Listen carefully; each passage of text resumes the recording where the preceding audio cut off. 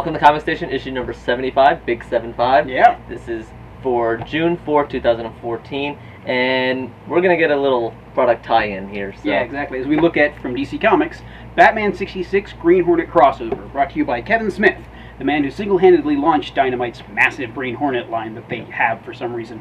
This is a perfect crossover. Yeah, in many ways it is actually, much like the one from the actual show with Bruce Lee as Kato. It's a very good crossover issue. I mean, it feels very much like a Batman 66 story co-starring the Green Hornet, which you'd expect, considering the name value there, but it has everything you'd want from a Batman 66 comic. It has the same feel of the show. You can read all the characters' voices as the characters, and there's some very good action in it as well. So, essentially, if you've been reading 66, you're going to want to pick this up, especially if you like Green Hornet. If you like Green Hornet, this may fall into your category. Agreed there. It's keeping with the basic concept of the Green Hornet character as a criminal who pretends to be a criminal to fight the underworld, so that makes some interesting interplay between him and Batman, although this is keeping in continuity with the series, so Batman knows the Green Hornet is in fact a hero, as they've met before in this continuity. Okay, well that's cool. The villain is probably the most interesting part of it. He's a returning character again from the series named Colonel Gum, only here given a much harder update, who was a lot scarier, where originally he was just a very overblown German gentleman with a bad mustache. Here he's this hideous gum monster due to his own experiment gone wrong. It's probably the hardest thing I've seen in one of these, but it's actually quite the refresher. Like a clay face made out of gum. Yeah, except he can't shapeshift, he just sort of sucked that way, like gum. Oh. But that's a tie-in, because we have the Green Hornet, you got a little action figure. I mean, this is just KB Toys exclusive. Come Captain on. Action Hero Series. Ooh. Yep. So, that gives you an idea how old this thing is. Yeah. But we're not even going to take it out of the box, because this is a nice little For those of you who toy. are fans of the big Seth Rogen Don't call movie. it a toy, it's a collectible. Yeah. So, but you can see, like, it has fabric, it has these cool, really cool, actually, side pieces here. Yeah, it has a lot of his gadgets, like his gas mask, his gas gun, his Kato communicator. Yeah, so it's actually really cool. Actually, I like the accessories better than the figure itself. The figure himself, he's a little bit scrunched in. The clothes are a bit too bulky. For a figure of this size. Yeah, I'd say that's bulky is the right way to say on the clothes, but otherwise, it's a really cool collectible. Yeah. I don't want to anger some fans out there. But the next one we have for comic books is from Big Dog Inc. If people are familiar with Big Dog Inc., I really love their artwork, and this is no exception. This is Joan of Arc, and contrary to what some people may be believing, this is number 0 though. Yep. Contrary to what some people are believing, this isn't retelling her story. This is, she's already gone through her story. She spent 600 years in heaven. Post-death. Post-death, in heaven. Spoilers there. Wow. Read a history book, people. And she's basically been spending the time trying to emulate the angels and basically built herself into an angel. And it ties into the Penny for Your Soul from Big Dog Inc. And there was a crossover earlier in Penny for Your Soul War, and so this is picking up after that. And as a 0, it really does introduce her story, and where she comes in the storyline. Now, is there anything vital that's shown in this issue that someone would have to read if they wanted to pick up number 1, you think? Just really nice artwork. Okay. But story-wise, I don't think this is really essential. It does set up maybe a little bit more. Now, we'll have to see in number 1 if they do a little recap, but it does set up some of her motivation. Gotcha.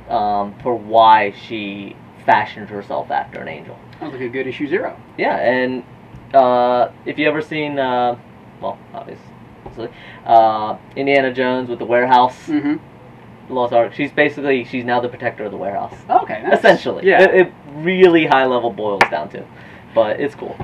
Next up, sort of the bad one of the list this week, is from Boom. It's Big Trouble in Little China number 1. Now, don't misinterpret. We both like Big Trouble in Little China. Love that movie. That's a good movie.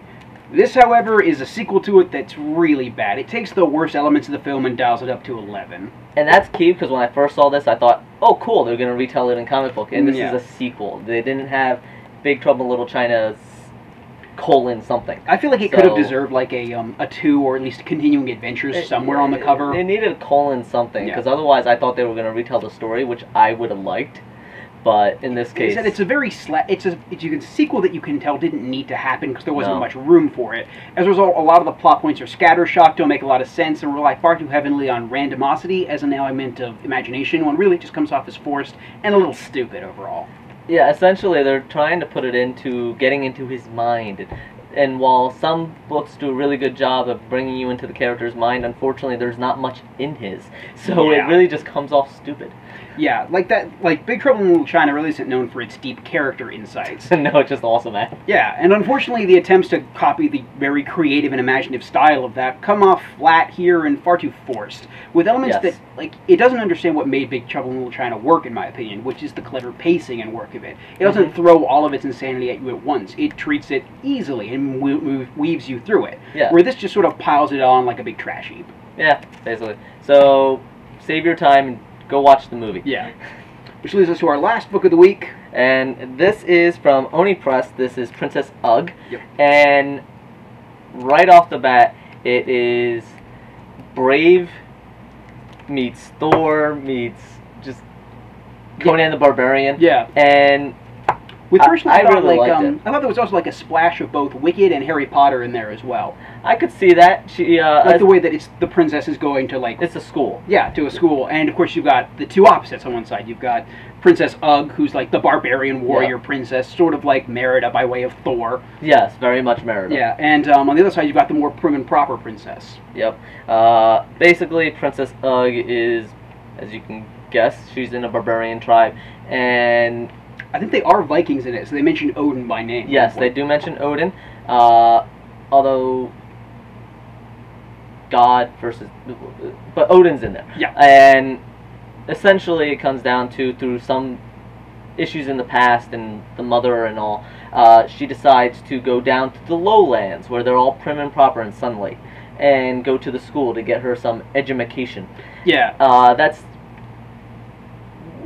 where the conflict's going to come in. She is a barbarian in a prim and proper school. It feels a lot like Camelot fantasy meets Conan the Barbarian fantasy at school together, which is a really clever plot twist, which I think more people should use, actually. Yes, and the only downside to this is some of the wording in it gets a little bogged down. The character accents are spelled out phonetically in the dialogue, so you have to sound out some of the word balloons. Yeah, so that's a really good tie-in to Braid, is getting this education, like to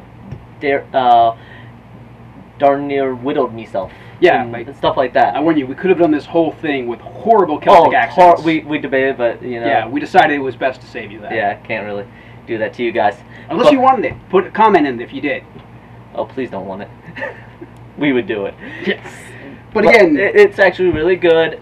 Essentially, I really enjoyed it.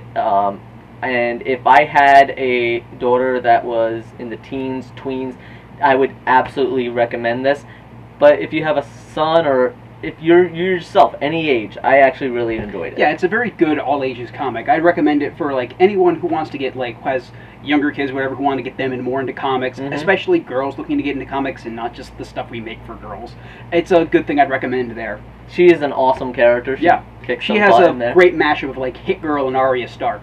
Yes, and I like the one scene where she's doing her accessorizing while the princess is doing her accessorizing. And her accessorizing is choosing which axe to get, and I like that. My other favorite part of that is that they have technology that's based around the Flintstones approach, where like their showers are just a mammoth that sprays water on you. I like that. Yeah. Call out. It was very nice. I want a mammoth. I think that's it for us this week. Yeah, I think that is enough. But this has been Comic Station issue number 75. Wow. Yeah. We're getting close to 100. We got to do something special for that. Yeah, we do. But thank you very much. As always, we will see you next week. And as always, leave a comment. Let us know. There were a lot out this week that we couldn't get to. Let us know which of the ones that we missed that you really enjoyed. Give us a little paragraph why you enjoyed it. Or even why you didn't like it. Why you didn't like it. And maybe we'll read off your mini review. And as always, check out full reviews on frontdoorsgamer.com from Lito here. Yep. And we will see you next week. Bye.